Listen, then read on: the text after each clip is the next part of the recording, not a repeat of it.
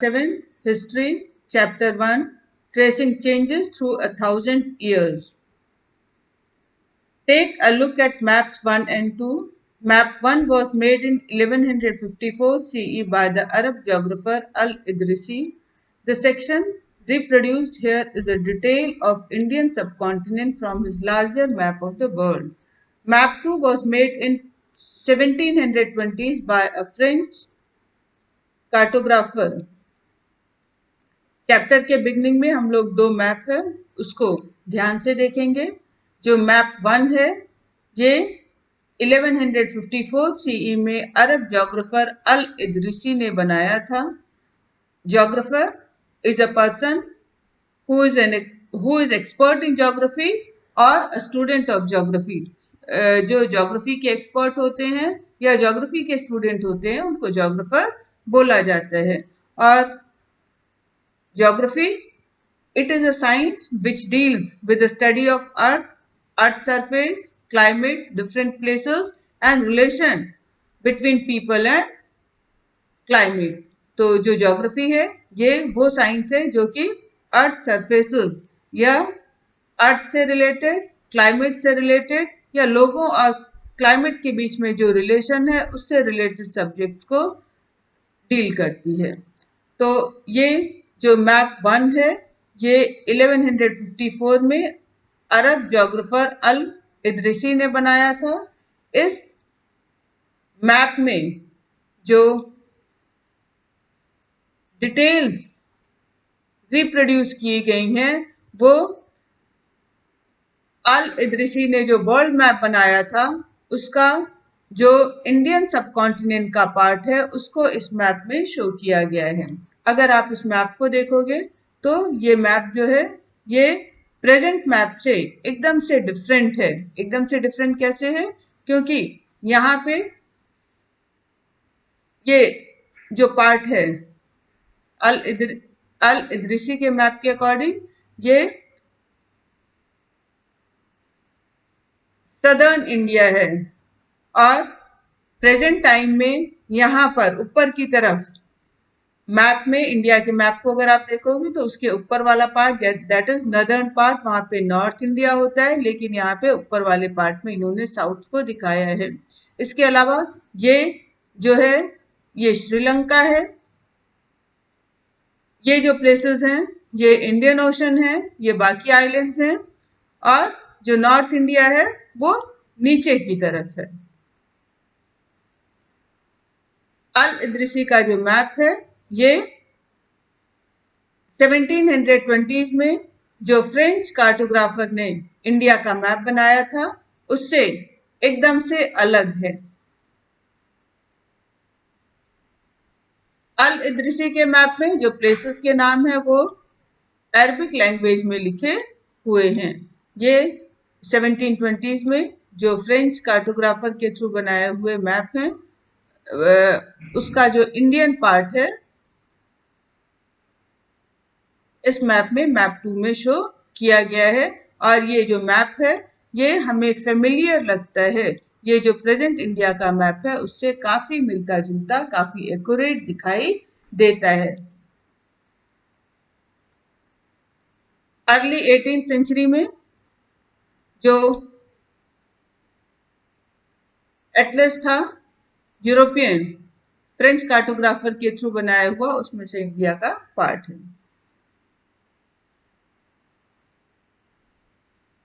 तो जो मैप 2 है मैप 1 के लगभग 600 इयर्स के बाद बना था। जब मैप 2 बना उस समय जो इंडियन सबकॉन्टिनेंट से रिलेटेड इंफॉर्मेशंस काफी चेंज हो चुकी थी, टाइम में भी चेंजेस आ चुके थे, टेक्नोलॉजी डेवलप हो चुकी थी, जिसके कारण ये जो मैप है हमें काफी फेमिलियर, काफी जाना पहचाना दिखाई देता है। और जो कोस्टल एरियाज हैं ये काफी इसमें डिटेल में डिस्क्राइब किए गए हैं। इस मैप को European sellers and European merchants अपने वॉयजेस के थ्रू जब वो ब्रिटेन से या यूरोपियन कंट्री से इंडिया आते थे तो वो इस मैप के बेसिस पे ही अपनी यात्राएं किया करते थे। इस मैप में अगर आप देखोगे कि कोस्टल एरिया जो है उसको काफी डिटेल डिस्क्राइब किया गया है, इस डिटेल इंफॉर्मेशन है in comparison to the interior part. ऐसा क्यों है? ऐसा इसलिए है कि उस पीरियड में जो यूरोपियंस थे वो सिर्फ कोस्टल एरिया से ज्यादा इंटरेस्टेड थे, और वो जब आए भी तो वो कोस्टल एरिया तक ही उनकी एक्टिविटीज रिस्ट्रिक्टेड रही, वो इंटीरियर में बहुत ज्यादा नहीं गए। इसीलिए जो आपका कोस्टल एरिया वाला पार्ट है वो ज्यादा एक्यूरेट और ज्यादा डिटेल दिखाई देता है।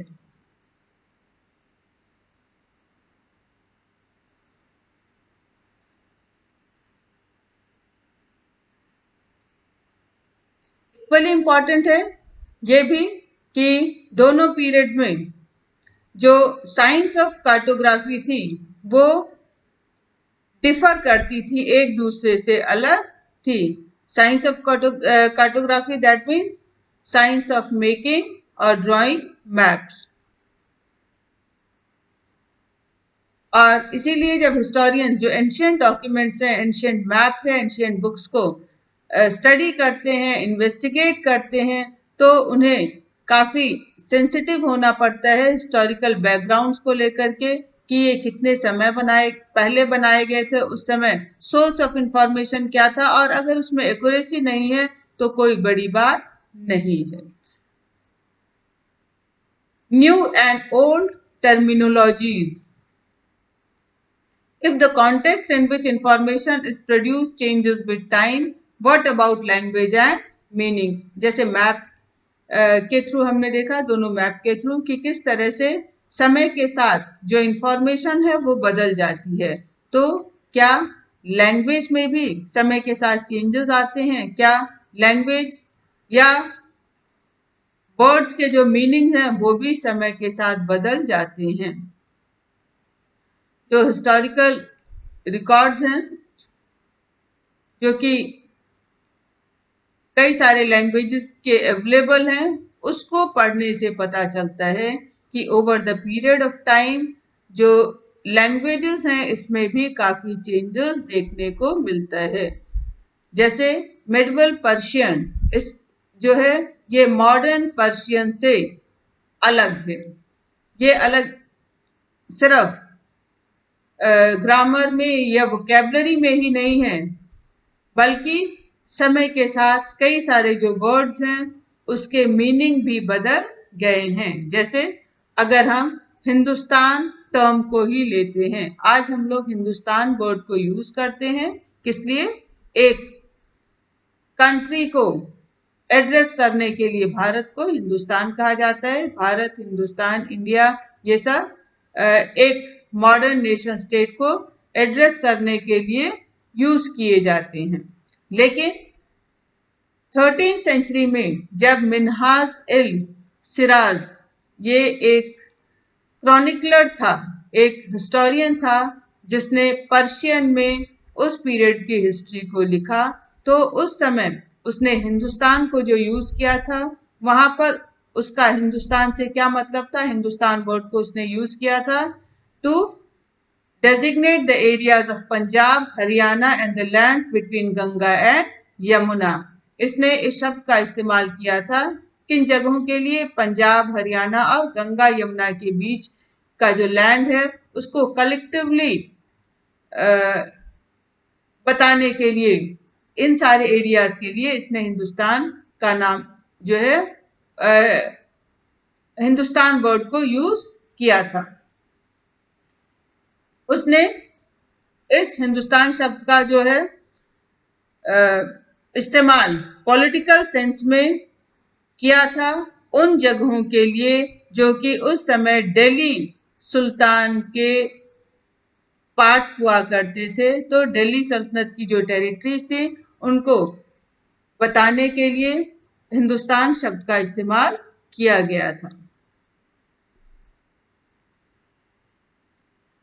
लेकिन जैसे हम सबको पता है कि दिल्ली सल्तनत जो है इसके एरिया शिफ्ट हुए, जब सल्तनत एक्सटेंड हुआ तो इस एम्पायर के एरिया, ज्योग्राफिकल एरिया भी चेंज हुए। सदर्न इंडिया जो है, साउथ इंडिया भी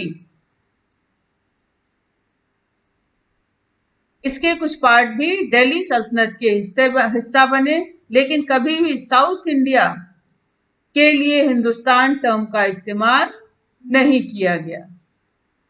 इसके अपोजिट 16th सेंचुरी में बाबर ने हिंदुस्तान वर्ड को यूज किया था geography, fauna and Indian subcontinent के इनहेबिटेंट्स को के कल्चर को डिस्क्राइब करने के लिए। तो जो बाबर थे, इन्होंने जो हिंदुस्तान शब्द का था इस्तेमाल किया था, इसलिए किया था कि जो अब इंडियन सबकॉन्टिनेंट है उसकी ज्योग्राफी को, यहाँ के फौना को और यहाँ के लोगों के कल्चर को डिस्क्राइब करने के लिए ज्योग्राफी शब्द का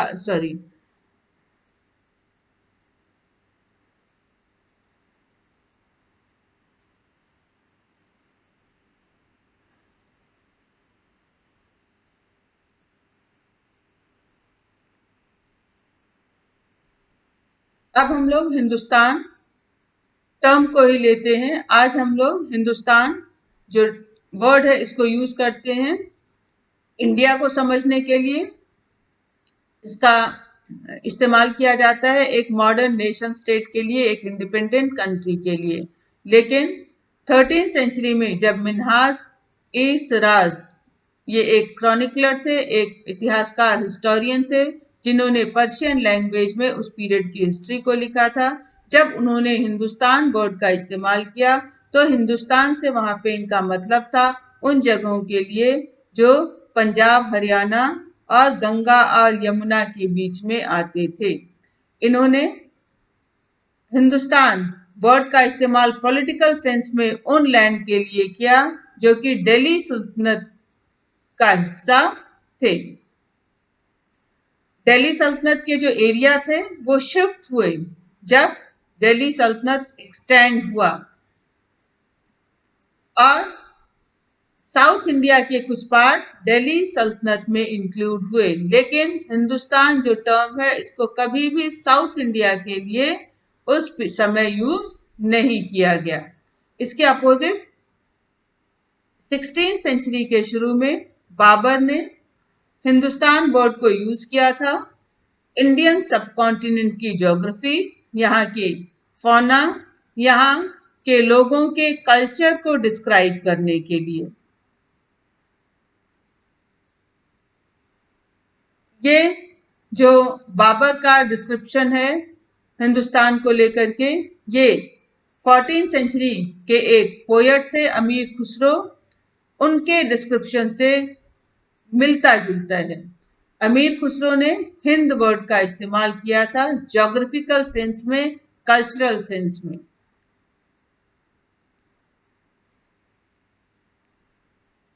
उस समय जो हिंदुस्तान वर्ड था इसको पॉलिटिकल और नेशनल सेंस में इसको यूज नहीं किया जाता था।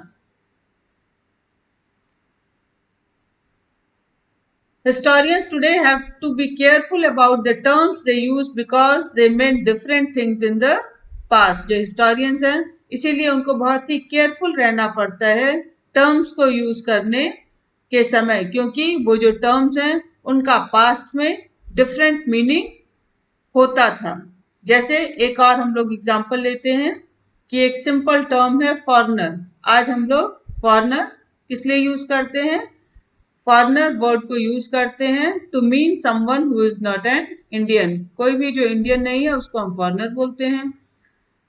लेकिन मिडवल पीरियड में फॉरेनर ये किसी भी स्ट्रेंजर को बोला जाता था, किसी भी अजनबी इंसान को बोला जाता था जो कि किसी गांव, शहर का, कस्बे का रहने वाला नहीं होता था, जो कि उस पर्टिकुलर गांव, अगर हम गांव की बात कर रहे हैं या शहर की बात कर रहे हैं, तो वो वहां की सोसाइटी, वहां के कल्चर का पार्ट नहीं होता था। तो ऐसा कोई भी इंसान जो था वो उस विलेज या उस टाउन के लिए वो फॉरेनर होता था।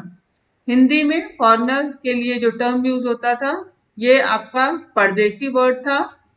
It is use to describe such a person and in Persian it was अजनबी। तो हिंदी में फॉरेनर के लिए परदेसी वर्ड यूज किया जाता था, पर्शियन में अजनबी वर्ड यूज किया जाता था। सिटी ड्वेलर, शहर में रहने वाला इंसान, ये इसके लिए फॉरेस्ट ड्वेलर फॉरनर हो सकते थे। फॉरेस्ट ड्वेलर के लिए शहर में रहने वाला गांव या गांव में रहने वाला जो इंसान फॉरनर हो सकते थे। लेकिन एक ही गांव में रहने वाले दो किसान जो थे वो फॉरनर नहीं थे, बेशक उनके रिलीजियस और कास्ट बैकग्राउंड डिफरेंट रहे हों। Historians and their sources. Historians use different type of sources to learn about the past depending upon the period of their study and the nature of their investigation. जो historians हैं वो different type के sources का इस्तेमाल करते हैं past को study करने के लिए, और वो किन sources का इस्तेमाल कर रहे हैं ये depend करता है कि वो किस पीरियड की हिस्ट्री को स्टडी कर रहे हैं और उनके इन्वेस्टिगेशन का नेचर क्या है। एग्जाम्पल है कि क्लास 6 में जो आपने पढ़ा था, क्लास 6 में आपने गुप्ता डायनेस्टी के जो रूलर्स थे उनके बारे में पढ़ा था, हर्षवर्धन के बारे में डिस्कस किया था, और इंडस वैली सिविलाइजेशन, वैदिक सिविलाइजेशन, ये जो सारे सिविलाइजेशंस के बारे में डिस्कस किया था। तो वहां पे आपने सोर्सेस मटेरियल रिमेन को यूज किया था, आर्कियोलॉजिकल सोर्स जिसको बोला जाता है।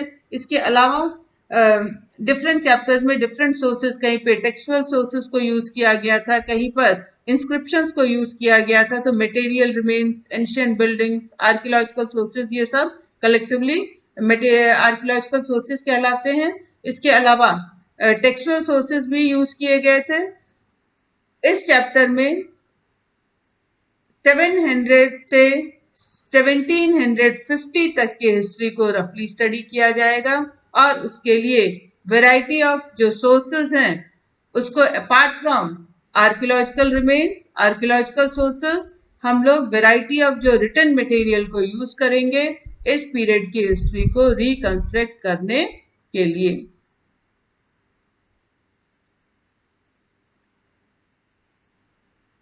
तो कुछ जो क्लास 6 में आर्कियोलॉजिकल रिमेन्स थे, मटेरियल रिमेन्स, उसको कंटिन्यू किया जाएगा एज अ सोर्स इस पीरियड की हिस्ट्री को भी समझने के लिए। जैसे इस पीरियड की हिस्ट्री को समझने के लिए हिस्टोरियंस ने मटेरियल रिमेन्स में coins, inscriptions, architecture, textual records, information, इन सब को यूज किया है। लेकिन यहाँ पे ये भी है कि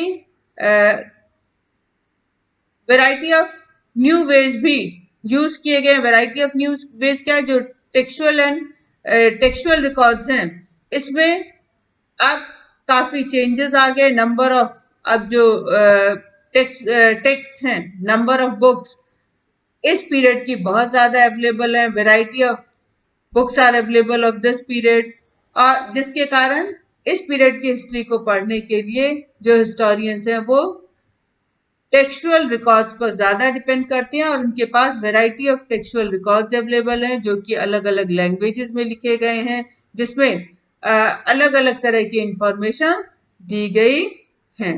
इस पीरियड में टेक्सचुअल जो सोर्सेस थे इन्होंने बाकी धीरे धीरे दूसरे जो अवेलेबल इंफॉर्मेशन थे उनको रिप्लेस किया, और इस पीरियड में हम ये देखते हैं कि paper over the period of time धीरे धीरे सस्ता होता गया। अब जो बुक्स थे देवर नाउ वाइडली अवेलेबल, तो बुक्स ज्यादा अवेलेबल थी। इस पीरियड में लोग कई तरह के बुक्स को लिखते थे, जैसे होली टेक्स्ट, रिलीजन से related books, chronicles of rulers, different rulers की histories, letters, teachings of saints, तो petitions and judicial records, and for register of accounts and taxes। तो बहुत तरह की चीजें लिखी जाती थी। रिलीजन से रिलेटेड बुक, जो डिफरेंट राजा थे उनके उनके क्रॉनिकल्स, उनके कह सकते हैं डायनेस्टी की हिस्ट्री, डिफरेंट जो इम्पोर्टेंट लोग थे, चाहे वो रूलर्स के बीच में कम्युनिकेशन हुआ करता था तो उससे रिलेटेड लेटर्स, जो रिलीजियस सेंट्स थे, रिलीजियस लीडर्स, उनके लेटर्स, या जो सेंट उनकी टीचिंग्स, पिटिशंस, जो एप्लीकेशंस वगैरह दिए जाते थे, चाहे वो रूलर को, पब्लिक देती थी, राजा वगैरह को। जुडिशियल रिकॉर्ड जो है जस्टिस से रिलेटेड जो अवेलेबल है। इसके अलावा एडमिनिस्ट्रेटिव रिकॉर्ड्स जो हैं कि रेवेन्यू से रिलेटेड जो अकाउंट्स हैं, टैक्सेस से रिलेटेड जो इंफॉर्मेशन है, वो सारे जो रिटन मटेरियल हैं वो बहुत ज्यादा इस पीरियड के अवेलेबल हैं और इनको हिस्टोरियंस यूज करते हैं इस पीरियड के हिस्ट्री को रिकंस्ट्रक्ट करने के लिए।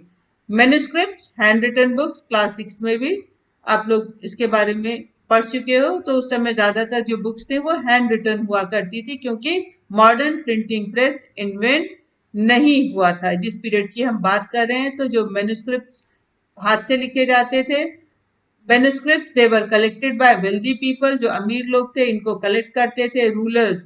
वेल्दी पीपल के अलावा रूलर्स। फिर मोनेस्ट्रीज, ये monasteries it was the place where monks and nuns they used to live. तो मोनेस्ट्रीज ये रिलीजियस प्लेस थे जहाँ पे मॉन्क्स और नन्स रहते थे और यहाँ पर इससे भी अटैच लाइब्रेरीज होती थी, टेम्पल्स थे उनसे अटैच लाइब्रेरीज होती थी। इन सब जगहों पर मैन्युस्क्रिप्ट्स को कलेक्ट करके, प्रिजर्व करके, स्टोर करके रखा हुआ है। और ये जो मैन्युस्क्रिप्ट्स हैं, they are the very valuable information and they provide a lot of detailed information to the historians, but they are also difficult to use। जो हैंड रिटन बुक्स हैं उनको बहुत ही मुश्किल होता है यूज करना। जैसे बताया कि उस समय प्रिंटिंग प्रेस नहीं था, बुक्स प्रिंट नहीं होती थी, उस समय स्क्राइब्स थे, जो लेखक थे वो मैन्युस्क्रिप्ट्स, हैंड रिटन बुक्स की कॉपीज बनाया करते थे, उसको हाथ से लिखा करते थे। तो एग्जाम्पल है कि मैन्युस्क्रिप्ट्स को स्टडी करना कितना मुश्किल होता है कि अगर आप अपने किसी फ्रेंड की कॉपी लेते हो होमवर्क करने के लिए, तो कई बार आपको कुछ चीजें समझ नहीं आती। क्यों समझ नहीं आती? क्योंकि आपके फ्रेंड की हैंडराइटिंग कई बार इतनी अच्छी नहीं होती, या उसका जो स्टाइल होता है उससे आप फेमिलियर नहीं होते और इसीलिए आप अपनी फ्रेंड की राइटिंग को ठीक से नहीं समझ सकते। कई बार कुछ चीजों को आप गेस करके लिख सकते हो कि अच्छा इसने ये लिखा होगा, और इसका रिजल्ट क्या होता है कि जब आप फ्रेंड की कॉपी से होमवर्क करते हो तो दोनों की कॉपी में डिफरेंस आ जाता है। तो इसी तरह से मैन्युस्क्रिप्ट कॉपिंग में भी जब मैन्युस्क्रिप्ट की कॉपी बनाई जाती थी, स्क्राइब उसकी कॉपीज बनाते थे, तो उसमें भी डिफरेंस आ जाता था। कई बार वो स्मॉल चेंजेस को, छोटी छोटी जो बदलाव हैं उनको इंट्रोड्यूस कर देते थे। कहीं पे एक वर्ड, कहीं पे एक आध सेंटेंस, कहीं पे समझ नहीं आ रहा है तो उन्होंने अपने हिसाब से कहीं पे लिखा, इसने तो गलत लिखा है मैं इसको सही कर देता हूँ, उस हिसाब से फिर चेंजेस आ जाते थे। और ये जो स्मॉल डिफरेंसेस थे ये over the period of time, over centuries, ये बढ़ते गए जब उन कॉपीज को उन मैन्युस्क्रिप्ट को फर्दर और ज्यादा कॉपी किया गया। और इस तरह से सेम टेक्स्ट को जब कई बार कॉपी किया जाता था तो जो कॉपी टेक्स्ट होते थे उसमें भी कई बार इंपॉर्टेंट डिफरेंस देखने को मिलते थे। और सीरियस प्रॉब्लम यह है हिस्टोरियंस के लिए कि हमें रेयरली ओरिजिनल मैन्युस्क्रिप्ट्स किसी भी ऑथर के अवेलेबल हैं। किसी भी ऑथर के जो ओरिजिनल मैन्युस्क्रिप्ट्स हैं वो अवेलेबल नहीं है, और उसकी जो कॉपीड मैन्युस्क्रिप्ट्स अवेलेबल हैं, और जो कॉपीड मैन्युस्क्रिप्ट्स हैं उसमें भी वेरिएशन देखने को मिलता है। तो समझ नहीं आता कि एक्चुअल जो ऑथर क्या कहना चाहते थे, और इसीलिए जो हिस्टोरियंस हैं उनको कई सारी जो कॉपीज डिफरेंट स्क्राइब्स की अवेलेबल है उनको केयरफुली स्टडी करना पड़ता है ताकि वो गेस कर सकें what the author had originally written, कि ऑथर ने असली में क्या लिखा था। कई बार जो ऑथर्स थे वो अपने क्रॉनिकल्स को ही रिवाइज करते थे, दोबारा लिखते थे अलग अलग समय पे। जैसे 14th सेंचुरी के एक क्रॉनिकलर थे जियाउद्दीन बर्नी, इन्होंने अपना एक क्रॉनिकल लिखा 1356 में, और उसके 2 साल के बाद उन्होंने उसी क्रॉनिकल का दूसरा वर्जन लिखा, लेकिन दोनों वर्जन एक दूसरे से डिफर करते थे, दोनों में डिफरेंसेस था। लेकिन जो हिस्टोरियंस थे उन्हें फर्स्ट वर्जन के एग्जिस्टेंस के बारे में 1960s तक पता नहीं था, क्योंकि जो फर्स्ट वर्जन था वो लार्ज लाइब्रेरी कलेक्शंस में गायब हो गई थी। फिर 1960s में मिला तो पता चला कि इसका तो एक और भी वर्जन है। ये जो बाद में मिला जो टेक्स्ट था वो फर्स्ट वर्जन था, और फर्स्ट एंड सेकंड वर्जन जो कि सेम ही राइटर ने लिखा था, सेम ही जो ऑथर के मैन्युस्क्रिप्ट थे, लेकिन इसमें भी काफी चेंजेस देखने को मिले। New social and political groups. The study of 1000 years between 700 and 750 is a huge challenge to historians, largely because of the scale and variety of developments that occurred over the period. ये 1000 years की जो history है 700 से 1750, ये historians के लिए इस 1000 years की हिस्ट्री को स्टडी करना एक बहुत बड़ा चैलेंज है, क्योंकि इस पीरियड में, इन 1000 years में बहुत सारे डेवलपमेंट इंडियन सब कॉन्टिनेंट में हुए। डिफरेंट मोमेंट्स में, अलग अलग समय पे इस पीरियड में नई टेक्नोलॉजीज देखने को मिली, जैसे जो पर्शियन व्हील है इसका यूज होने लगा, किसके लिए? इरिगेशन के लिए, खेतों को सींचने के लिए।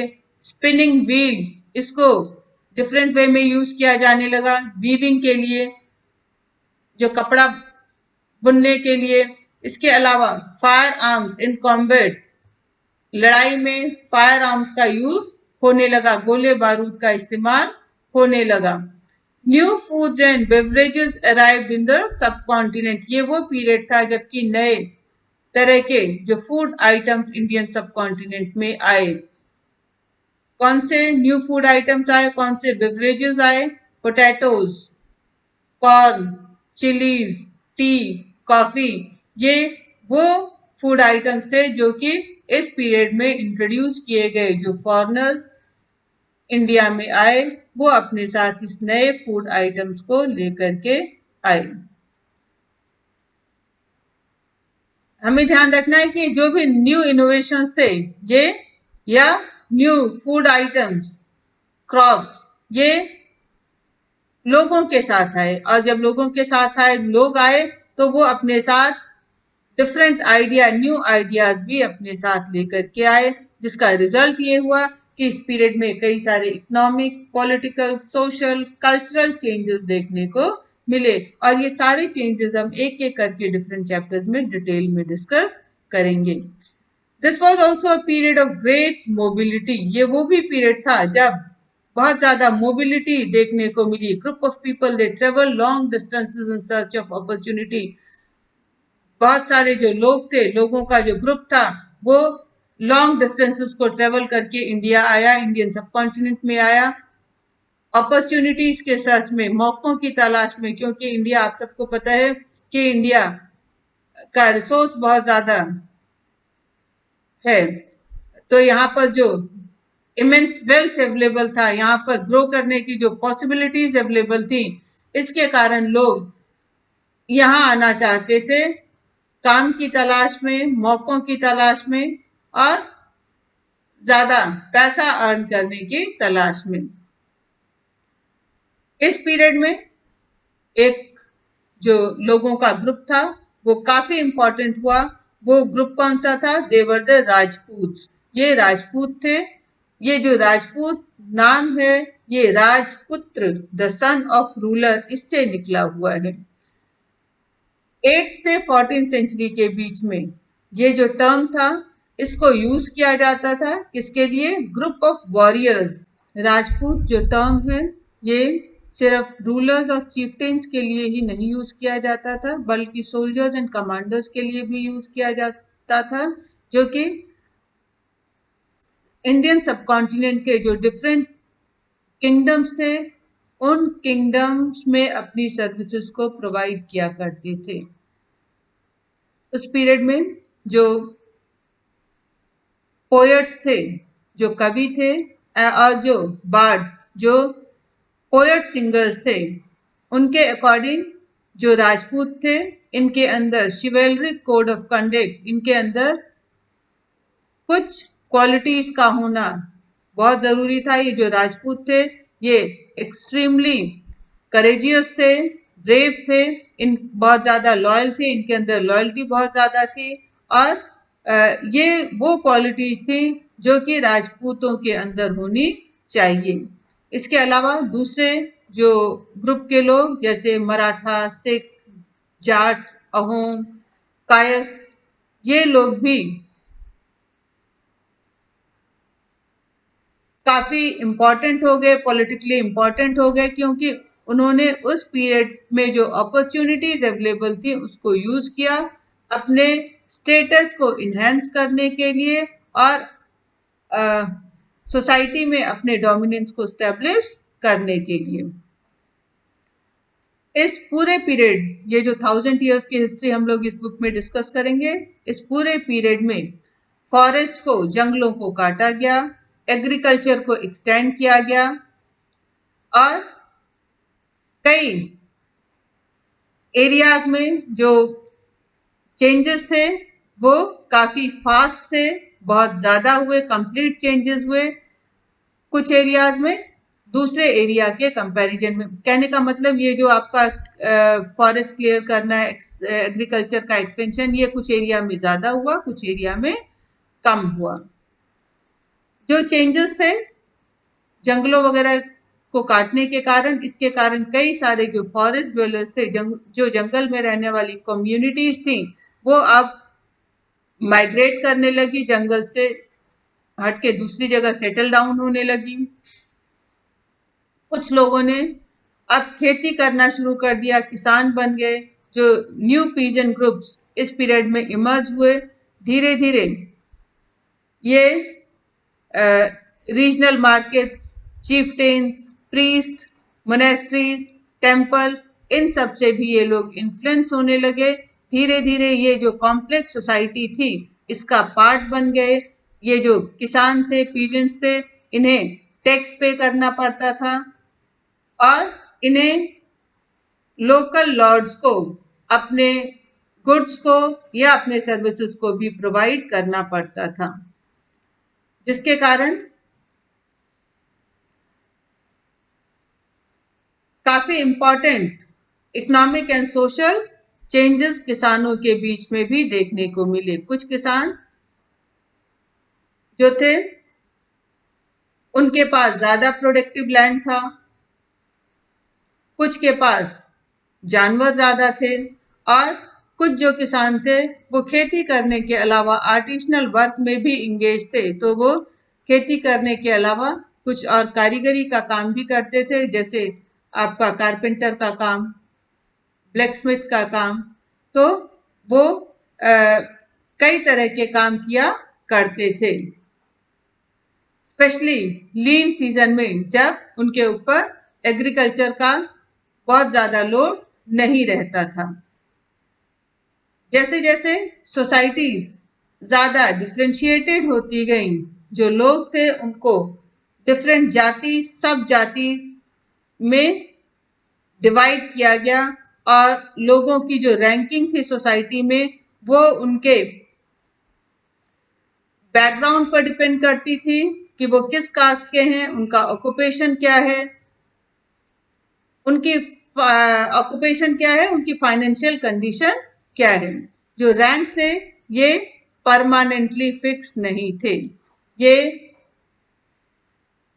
पावर के अकॉर्डिंग वेरी करते रहते थे, पावर के अकॉर्डिंग, इन्फ्लुएंस के अकॉर्डिंग, और कौन से रिसोर्स, कितना रिसोर्स उस जाति मेंबर की कंट्रोल में है, उसके अकॉर्डिंग लोगों का स्टेटस, लोगों का इन्फ्लुएंस जो है, ये रैंक है, सोसाइटी में चेंज होता रहता था। सेम जाति के लोगों का ही अलग अलग एरिया में अलग अलग स्टेटस था। जाति जो है ये वर्ण सिस्टम से डिराइव हुई है। वर्ण सिस्टम अकॉर्डिंग टू वैदिक पीरियड, ऐसा माना जाता है कि दे आर डिवाइनली ओरिजिनेटेड, ये गॉड के थ्रू क्रिएट किया गया था। वर्ण और जाति में डिफरेंस ये है कि वर्ण सिर्फ 4 होते थे, ब्राह्मण, क्षत्रिय, वैश्य एंड शूद्र, जबकि number of jatis they were countless. जो नंबर ऑफ जाति बहुत ज्यादा थी, जो जाति थे वो सब जाति में डिवाइडेड थे, नंबर ऑफ जाति ये फिक्स नहीं थी। हर जाति ने अपने खुद के रूल्स रेगुलेशंस फ्रेम कर लिए थे और उनके खुद के हर जाति के नियम कायदे कानून होते थे ताकि वो अपने जाति के लोगों के कंडक्ट को, उनके बिहेवियर को कंट्रोल कर सकें। रूल्स को इम्प्लीमेंट करवाने के लिए हर जाति में एक एल्डर्स की असेंबली होती थी जिसको जाति पंचायत बोला जाता था। इसके अलावा जो जाति के लोग थे, डिफरेंट जाति के लोग, उनसे उम्मीद की जाती थी कि वो विलेज रूल्स को भी फॉलो करेंगे। कई सारे जो विलेज थे they were governed bye a Chieftain. कई सारे गांव का एक चीफटेन, एक मुखिया होता था और इस तरह से जो गांव थे ये स्टेट के स्मॉल यूनिट हुआ करते थे। Region and empire. Large states like those of Cholas, Tughlaqs और मुगल्स encompassed many regions। जो बड़े स्टेट थे जैसे चोल रूलर्स का एरिया, तुगलक्स का या फिर मुगल्स का, इसमें कई सारे रीजन्स, कई सारे एरिया इंक्लूडेड थे। एक संस्कृत प्रशस्ति रिटन इन प्रेज ऑफ। तो प्रशस्ति, उस पीरियड में प्रशस्ति इंस्क्रिप्शंस पाए गए हैं, तो एक संस्कृत में एक प्रशस्ति पाया गया है जो कि दिल्ली के जो सुल्तान गयासुद्दीन बलबन के प्रेज में लिखा हुआ था और इसमें एक्सप्लेन किया गया है कि he was the ruler of a vast empire. ये एक वास्ट एम्पायर के रूलर थे। इनका एम्पायर बंगाल गॉड, जिसको उस पीरियड में बोला जाता था, तो बंगाल गॉड से लेकर के गजना तक फैला हुआ था। तो गजना और Ghazni it is in Afghanistan. तो ये बंगाल से लेकर के अफगानिस्तान तक फैला हुआ था and it also included all of south India. इसमें द्रविड़, साउथ इंडिया का पूरा पार्ट इंक्लूडेड था। और इस तरह से डिफरेंट रीजन्स के जो लोग थे, Gaud, Andhra, Kerala, Karnataka, Maharashtra, Gujarat, they apparently fled before his armies. तो जो डिफरेंट रीजन्स के लोग थे वो उसकी आर्मी के सामने डर के, उसकी आर्मी जब आती थी तो डर के वो भाग जाते थे। जो हिस्टोरियंस हैं उन्होंने इस इंस्क्रिप्शन को एक एग्जैजरेटेड क्लेम ऑफ कॉन्केस्ट माना है कि उसके विजय को बहुत बढ़ा चढ़ा के इस प्रशस्ति में बताया गया है। लेकिन इसी के साथ ये भी क्लियर है कि इस इंस्क्रिप्शन से हम समझ सकते हैं कि जो रूलर्स थे वो डिफरेंट पार्ट्स ऑफ सब कॉन्टिनेंट में अपना क्लेम जो है वो करते थे या डिफरेंट पार्ट्स ऑफ कॉन्टिनेंट को कंट्रोल करने का क्लेम करते थे और उस पर कब्जा करना चाहते थे। क्वेश्चन ये उठता है कि Why do you think rulers made such claim? Rulers इस तरह के क्लेम क्यों करते थे, डिफरेंट पार्ट्स पर कब्जा क्यों करना चाहते थे? बहुत क्लियर है, to show off, to increase one's power status, अपने पावर स्टेटस को इंक्रीज करने के लिए, ज्यादा रिसोर्स पे कब्जा करने के लिए, और शो ऑफ के लिए, अपने आप को ज्यादा दूसरों से ताकतवर दिखाने के लिए जो रूलर्स थे वो अपनी टेरिटरीज को इनहेंस करने में लगे रहते थे। 700 तक कई सारे जो रीजन्स थे ये इनके डिफरेंट ज्योग्राफिकल डायमेंशंस थे, इनके अपने खुद के लैंग्वेज, अपने खुद के कल्चरल कैरेक्टरिस्टिक्स हुआ करते थे। इसके बारे में हम लोग चैप्टर 9 में पढ़ेंगे। और ये जो डिफरेंट रीजन्स थे they were also associated with specific ruling dynasties. अलग अलग रीजन्स पे अलग अलग रूलिंग डायनेस्टीज का रूल हुआ करता था आपस में। जो रूलर्स थे, रूलिंग डायनेस्टीज या स्टेट्स के बीच में कॉन्फ्लिक्ट भी हुआ करते थे। ओकेजनली डायनेस्टीज जैसे चोलास, खलजीज, तुगलक्स, मुगल्स, ये अपने वास्ट एम्पायर जो हैं उनको क्रिएट करने में भी सक्सेसफुल रहे। इन्होंने पान रीजनल स्पेनिंग डाइवर्स रीजन, तो इस तरह के एम्पायर क्रिएट किए, पान रीजनल जिसमें कई सारे रीजन्स इंक्लूडेड थे। लेकिन सारे जो एम्पायर्स थे वो इक्वली स्टेबल नहीं थे, इक्वली सक्सेसफुल नहीं थे, जिसके बारे में हम लोग आगे चैप्टर्स में और ज्यादा डिटेल में डिस्कस करेंगे। जब मुगल एम्पायर इसका डिक्लाइन हुआ 18th सेंचुरी में, तो इसके बाद कई सारे रीजन्स में जो रीजनल स्टेट्स थे, independent, semi independent regional states emerge हुए। लेकिन काफी सालों तक ये जो रीजनल स्टेट्स थे ये इंपीरियल पैन रीजनल रूल का पार्ट थे, जिसके कारण इन रीजन्स के जो कैरेक्टर्स थे वो चेंज हो चुके थे और इस पे इंपीरियल कैरेक्टरिस्टिक्स दिखाई पड़ रहे थे। तो इस तरह से इंडियन सब कॉन्टिनेंट के जो डिफरेंट रीजन्स थे उनके ऊपर जो बड़े और छोटे स्टेट्स ने कई समय तक, कई सालों तक रूल किया, उन बड़े और छोटे स्टेट्स की लीगेसीज इन रीजन्स में उन रूल के खत्म होने के बाद भी महसूस की गई। ये क्लियर था कि अब एक डिफरेंट और शेयर ट्रेडिशन इन रीजन्स में डेवलप हुआ, जो कि यहाँ के सिस्टम ऑफ गवर्नेंस में, यहाँ के इकोनॉमी के मैनेजमेंट में, एलिट कल्चर्स में और यहाँ के लैंग्वेज में देखने को मिलता है। ये जो 1000 ईयर्स हैं, 700 से 1750 तक के जो 1000 ईयर्स हैं, इसमें जो डिफरेंट रीजन्स हैं इनके जो कैरेक्टर्स हैं वो आइसोलेशन में, वो सेपरेशन में वो कैरेक्टरिस्टिक्स डेवलप नहीं हुए हैं।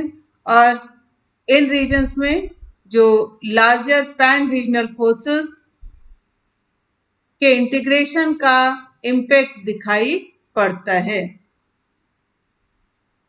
लेकिन इसके बावजूद इन्होंने अपनी कुछ जो कह सकते हैं डिस्टिंक्टिवनेस, अपनी जो अलग विशेषता है उसको एकदम से लूज नहीं किया है। बेशक ये एक लार्जर एम्पायर का पार्ट थे और उस लार्जर एम्पायर का असर इन रीजन्स में देखने को मिलता है, लेकिन इनकी अपनी जो इंडिविजुअलिटी थी वो भी खत्म नहीं हुई है। दोनों over the period of time mix हो गए हैं और अब मिक्स्ड कैरेक्टरिस्टिक्स देखने को मिलती हैं। ओल्ड एंड न्यू रिलीजन्स, इस 1000 ईयर्स में हम लोग रिलीजियस ट्रेडिशन की हिस्ट्री को भी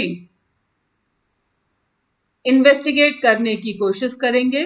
लोगों का जो बिलीव है, लोगों का विश्वास ईश्वर के प्रति, ये पर्सनल होता है, लेकिन कई बार इसको हम कलेक्टिव वे में ज्यादा बेटर समझ सकते हैं। और कलेक्टिव बिलीव जो है सुपरनेचुरल एजेंसी में, सुपरनेचुरल एजेंसी मतलब गॉड में, इस कलेक्टिव बिलीव को ही रिलीजन बोला जाता है। और ये जो रिलीजन होता है ये सोशल एंड इकोनॉमिक ऑर्गेनाइजेशन से बहुत ही क्लोजली कनेक्ट होता है। किसी भी धर्म पर वहाँ के समाज का, वहाँ की इकोनॉमी का बहुत ज्यादा असर देखने को मिलता है और सब एक दूसरे से इंटरकनेक्टेड होते हैं। तो इस पीरियड में 700 से 1750 तक के पीरियड में आज जिसे हम हिंदू धर्म के नाम से जानते हैं, उस हिंदू धर्म में भी बहुत बड़े बदलाव देखने को मिले। इस पीरियड में वर्शिप ऑफ न्यू डीटीज, नए देवताओं का जो पूजा है वो शुरू हुआ। इस पीरियड में जो रॉयल्टी, जो रॉयल क्लासेस, जो रूलर्स थे, इन्होंने टेम्पल्स को कंस्ट्रक्ट कराया। इसके अलावा इसी पीरियड में ब्राह्मण जो थे उनका या दूसरे रिलीजन में जो प्रीस्ट थे उनकी इम्पोर्टेंस बढ़ी और वो सोसाइटी के एक डोमिनेंट ग्रुप के रूप में इमर्ज हुए, क्योंकि जो ब्राह्मण थे उनकी जो नॉलेज बहुत अच्छी थी संस्कृत टेक्स्ट में, जो संस्कृत रिलीजियस टेक्स्ट में, इसके कारण ब्राह्मण्स को सोसाइटी में बहुत ज्यादा रिस्पेक्ट मिली हुई थी। इनका जो पोजीशन और ज्यादा कंसोलिडेट हुआ सोसाइटी में क्योंकि इन्हें रूलर्स का सपोर्ट भी मिला हुआ था। इस पीरियड में रिलीजियस फील्ड में एक और बड़ा डेवलपमेंट देखने को मिला जब रिलीजन में भक्ति ट्रेडिशन की शुरुआत हुई। Bhakti, it is a love to a personal deity, जो भी पर्सनल जो गॉड है उनके प्रति जो प्यार है, समर्पण है, इसको भक्ति बोला जाता है। और भक्ति ट्रेडिशन में जो डिवोटीज हैं ये गॉड तक पहुंच सकते हैं, ईश्वर को प्राप्त कर सकते हैं, ईश्वर की पूजा कर सकते हैं without the aid of priest और इलेबरेट रिचुअल। उसके लिए उन्हें किसी भी मीडिएटर की जरूरत नहीं पड़ती, किसी प्रीस्ट, किसी ब्राह्मण की जरूरत नहीं पड़ती, ना ही ईश्वर की प्राप्ति के लिए बहुत ज्यादा रिचुअल्स करने की, कर्मकांड अनुष्ठान करने की जरूरत पड़ती है। तो भक्ति ट्रेडिशन के जो डिफरेंट फीचर्स हैं वो चैप्टर 8 में डिस्कस होंगे। ये वही पीरियड है जबकि न्यू जो रिलीजन्स थे वो भी इंडियन सब कॉन्टिनेंट में देखने को मिले। मर्चेंट्स जो सबसे पहले इंडिया में माइग्रेट होकर के आए, मर्चेंट्स के अलावा जो दूसरे माइग्रेंट्स भी थे जो कि 7th सेंचुरी के आसपास इंडियन सब कॉन्टिनेंट में आए। 7th सेंचुरी ये वो पीरियड था जबकि इस्लाम का ओरिजिन हो चुका था और उस पीरियड में जो अरब ट्रेडर्स, मर्चेंट्स और दूसरे माइग्रेंट्स इंडियन सब कॉन्टिनेंट में आए वो अपने साथ कुरान की टीचिंग्स को भी लेकर के आए। मुस्लिम्स जो हैं उनकी होली बुक कुरान है और according to Muslim principles doctrine there is only one God Allah. तो उनके अकॉर्डिंग एक ही ईश्वर है, अल्लाह है, और अल्लाह का जो प्यार है, उनकी दया, ये उनके फॉलोअर्स पर रहती है और उनके इसी प्यार और दया के कारण उनके फॉलोअर्स जो हैं प्रॉस्पर करते हैं।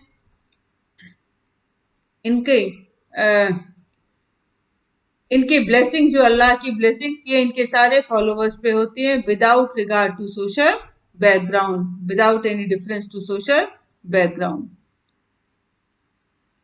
कई सारे जो रूलर्स थे उन्होंने इस्लाम को प्रोटेक्शन दिया, they were the patrons of Islam and they also protected ulema. Ulema they are the scholars of Islam और sharia, who were the expert of sharia. Sharia is the Islamic law और शरिया के जो expert होते हैं उन्हें उलामा बोला जाता है। तो they are the learn theologians and jurist. जिस तरह से हिंदूज के डिफरेंट सेक्ट्स हैं, शैविज्म, वैष्णविज्म, गॉडेस वर्शिप और वैदिक ट्रेडिशन, पुरानिक ट्रेडिशन, तांत्रिक ट्रेडिशन, उसी तरह से इस्लाम का इंटरप्रिटेशन भी कई तरीके से इनके फॉलोअर्स करते हैं।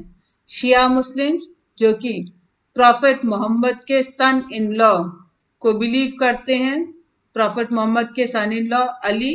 तो शिया के according Ali he was the legitimate leader of Muslim community. Shia के अकॉर्डिंग प्रॉफेट मोहम्मद के बाद इनके जो सक्सेसर, इनके सन इन लॉ अली हैं, वो मुस्लिम कम्युनिटी के लेजिटिमेट लीडर हैं। और जो सुन्नी मुस्लिम्स हैं उनका मानना है कि जो खलीफा, they are the main leaders of Muslim community after prophet Mohammed. तो जो प्रॉफेट मोहम्मद की डेथ के बाद ऐसा था कि उनके कोई नेचुरल सन नहीं थे और इसीलिए उस समय अरब में कोई सेट रूल ऑफ सक्सेशन भी नहीं था कि अगला प्रॉफिट कौन बनेगा, और इसीलिए प्रॉफिट मोहम्मद के डेथ के बाद इनके जो अगले सक्सेसर, जो फर्स्ट कैलिफ, पहले खलीफा बने और इसके बाद पहले के बाद दूसरे, तीसरे, चौथे, 4 खलीफा कंटिन्यू बने। और सुन्नी मुस्लिम्स वो हैं जो कि मानते हैं कि खलीफा जो हैं they are the real successors of prophet Muhammad. इसके अलावा वेरियस स्कूल ऑफ लॉ के बेसिस पे भी इस्लाम में डिफरेंस पाया जाता है, Hanafi and Shafi, specially India में। After that there is difference between theology and mystic tradition. ये आपका ट्रेडिशनल इस्लामिक प्रिंसिपल्स हैं जो कि शरिया या उलामा के इंटरप्रिटेशन पे बेस्ड है। मिस्टिक ट्रेडिशन इसमें सूफी सेंट्स जो हैं वो आते हैं।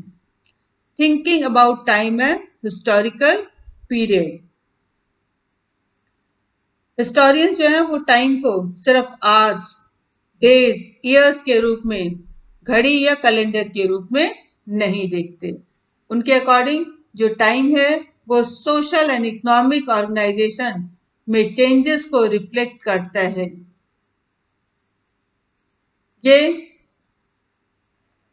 जो टाइम है ये दिखाई पड़ता है, इसमें परसिस्टेंस, कंटिन्यूटी होती है, आइडियाज ट्रांसफॉर्म होते रहते हैं, विचारों में बदलाव होता है, विश्वासों में बदलाव होता है। और the study of time is made somewhat easier by dividing the past into large segments। और टाइम को स्टडी करना easier होता है जबकि हम पास्ट को डिफरेंट सेगमेंट्स में, डिफरेंट पीरियड्स में डिवाइड करते हैं। मिडल ऑफ 19th सेंचुरी में जो ब्रिटिश हिस्टोरियंस थे उन्होंने इंडिया के हिस्ट्री को 3 पीरियड में डिवाइड किया, हिंदू, मुस्लिम एंड ब्रिटिश। ये जो डिवीजन था ये इस आइडिया पे बेस्ड था कि जो रूलर्स का रिलीजन होता है वो ही एक इम्पॉर्टेंट हिस्टोरिकल चेंज है, इसके अलावा कोई दूसरा इम्पॉर्टेंट डेवलपमेंट नहीं होता, ना ही इकोनॉमी, सोसाइटी या कल्चर में। ये जो डिवीजन है कि रूलर्स की हिस्ट्री ही मेन हिस्टोरिकल चेंज है, इस डिवीजन में हमारे जो इंडियन सब कॉन्टिनेंट के रिच डाइवर्सिटी को भी इग्नोर किया गया है। लेकिन अब कुछ ही हिस्टोरियंस हैं जो इस पीरियडाइजेशन को आज फॉलो करते हैं। ज्यादातर जो हिस्टोरियंस हैं वो इकोनॉमिक एंड सोशल फैक्टर्स को देखते हैं डिफरेंट पीरियड्स की हिस्ट्री को या पास्ट में डिफरेंसेस को मेजर करने के लिए। क्लास 6 में आप लोगों ने जो हिस्ट्री पढ़ी थी इसमें अर्ली सोसाइटीज के बारे में बहुत ज्यादा मेंशन था, hunter gatherers, early farmers, people living in towns and societies, early empires, early kingdoms. तो जो क्लास 6 की हिस्ट्री थी that was based on the early societies, और उसको एंशियंट हिस्ट्री अब नॉर्मली बोला जाता है। इस पीरियड में मिडवल हिस्ट्री को डिस्कस किया जाएगा और ये देखा जाएगा कि जो अर्ली सोसाइटीज थे इसमें कई सारे चेंजेस आ गए थे। और मिडवल सोसाइटीज में क्या था कि now spread was there, spread of whom? Spread of peasant society was there, and during this period regional and imperial states they were also formed, sometimes at the cost of pastoral and forest people. The development of Hinduism and Islam, they were the major religions of this period, and towards the end of medieval period the arrival of Europeans as a European trading companies or the arrival of Europeans in different trading companies। तो medieval history के ये main period है कि societies में difference देखने को मिला। Peasant जो सोसाइटीज हैं वो उनका ज्यादा स्प्रेड देखने को मिला, रीजनल इंपीरियल स्टेट्स फॉर्म होना शुरू हो गए। ये चाहे वो पीजेंट सोसाइटीज का स्प्रेड होना हुआ या लार्जर किंगडम्स का बनना, एम्पायर्स का बनना, ये सब कुछ हुआ at the cost of pastoral communities. Pastoral communities कौन होती हैं? The people who rear animal, जो जानवरों को पालते हैं, एंड वो move from one place to another with the animal in search of food and fodder, जिसको चरवाहे बोलते हैं, जो अपने जानवरों के साथ एक जगह से दूसरी जगह खाने और चारे की तलाश में घूमते हैं। तो pastoral communities, forest people they are the people who live in forest who depend on forest for their livelihood. तो जो जंगल पे डिपेंड करते हैं अपने लाइवलीहुड के लिए, उन्हें फॉरेस्ट पीपल कहा जाता है। तो ये जो medieval societies, they developed eight the cost of pastoral communities eight the cost of the forest people. कहने का मतलब ग्रासलैंड्स काटे गए, जंगलों को काटा गया और खेत बनाए गए, और कह सकते हैं कि नए जो टाउन्स एंड सिटीज डेवलप हुए इस पीरियड में। तो ये जो 1000 ईयर्स की हिस्ट्री है, इसमें बहुत सारे चेंजेस हमें देखने को मिलेगा। लेकिन इसमें भी 16th and 18th century they were quite different from 8th और 11th century। 16th and 18th century ये 8th या 11th century से काफी अलग थी, और इसीलिए इस एंटायर पीरियड को एक हिस्टोरिकल यूनिट में डिस्क्राइब किया गया है। और लेकिन इसको भी एक यूनिट में डिस्क्राइब करना, इसमें भी कई सारी प्रॉब्लम्स हैं, कई सारे इश्यूज हैं। इसके अलावा जो modern period and medieval period में भी डिफरेंस देखने को मिलता है। Modernity, it carries with it a sense of material progress and intellectual advancement. जो मॉडर्निटी है, ये मटेरियल प्रोग्रेस और इंटेलेक्चुअल एडवांसमेंट इसके मेन फीचर्स हैं, और इसके थ्रू कह सकते हैं, इसको हम आइडेंटिफाई करते हैं कि कौन सा मेडिवल पीरियड था और कहाँ से मॉडर्न पीरियड की शुरुआत हुई। तो इस तरह से जो कैटेगराइजेशन डिवीजन करते हैं, उनका ये मानना है कि मेडिवल पीरियड, इसमें कोई भी क्या कह सकते हैं, चेंजेस नहीं हुए, प्रोग्रेस नहीं हुआ, या इसमें मटेरियल प्रोग्रेस नहीं हुआ। But this is also wrong, क्योंकि हम देखते हैं कि मिडवल पीरियड में भी बहुत सारे चेंजेस हुए थे, और इन चेंजेस के कारण ही उन्हें एंशिएंट पीरियड से डिफरेंट कैटेगरी में रखा गया था। तो ये जो कैटेगराइजेशन है कि इस पीरियड में बहुत सारे चेंजेस हुए, इसलिए ये एक पर्टिकुलर पीरियड है, इस पीरियड में नहीं हुए, that is also not accurate. ये इन 1000 ईयर्स में जो इंडियन सब कॉन्टिनेंट की सोसाइटीज हैं, वो एकदम से बदल गई। कई सारे जो एरियाज थे, several regions, they reach the level of prosperity, वहां पे प्रॉस्पेरिटी बहुत ज्यादा आई।